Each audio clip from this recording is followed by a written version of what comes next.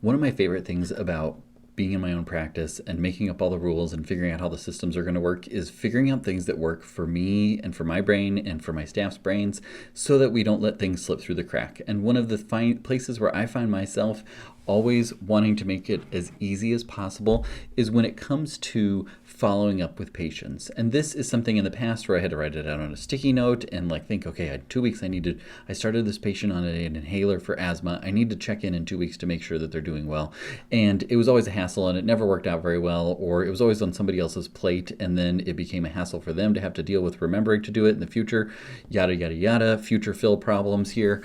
What I have figured out and what has worked so well for both me and for my practice is scheduling text messages for the future.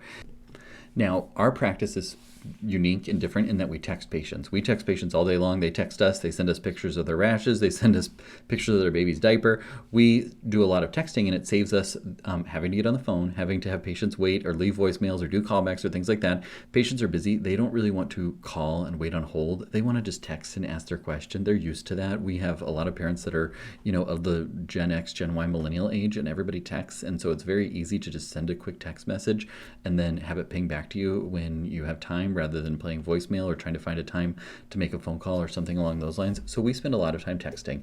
And we use an application called Spruce for all of our text messaging needs because it's HIPAA compliant. It allows anybody in my office to pick up the message and run with it. So if somebody sends a picture of a rash, my nurse can take a look at it. If somebody needs to get their billing straight, my office manager can take a look at it. They can assign it to me if it's something that needs my eyes on it and my thought process and those sorts of things. It makes it so easy for us to be able to get things done efficiently with text messages coming in. And it's not like passing phone offs or, here, can you do this or that or those sorts of things with a phone. It can all be done on your desktop. And one of the favorite features about Spruce from my perspective is being able to schedule messages in the future.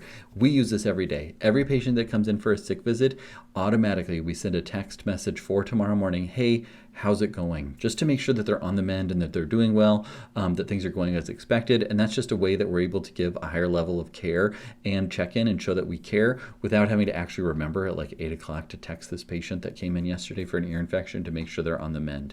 And so I just really wanted to briefly demo how we use this. And I'm just going to open it up. So you can use it on your phone or you can use it on your desktop.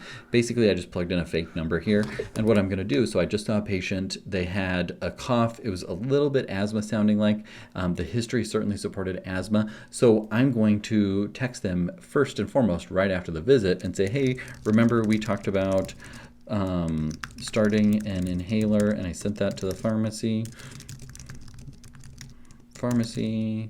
and I'd also like you to start on allergy meds as we discussed. I could go into more detail there about what specific medicines or something along those lines. I'm just going to hit send on that. This is a fake number, so it's probably going to bounce back or something along those lines.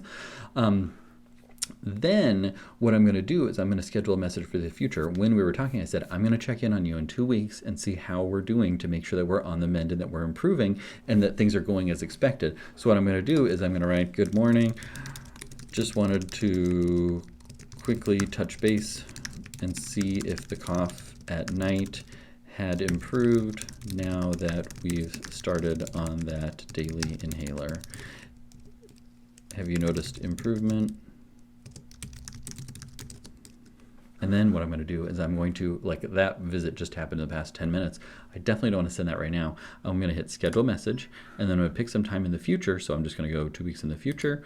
I'm going to set it for first thing in the morning. I'm going to hit use, and then I'm going to hit schedule. And that's it. Now it's off my radar. It's off my list. It's not something that I have to remember to do. If I happen to be out of the office, one of my staff members will see that. My nurse practitioner will see that. My nurse will see that. They'll know what's going on, and then they can address that as an issue as that comes up.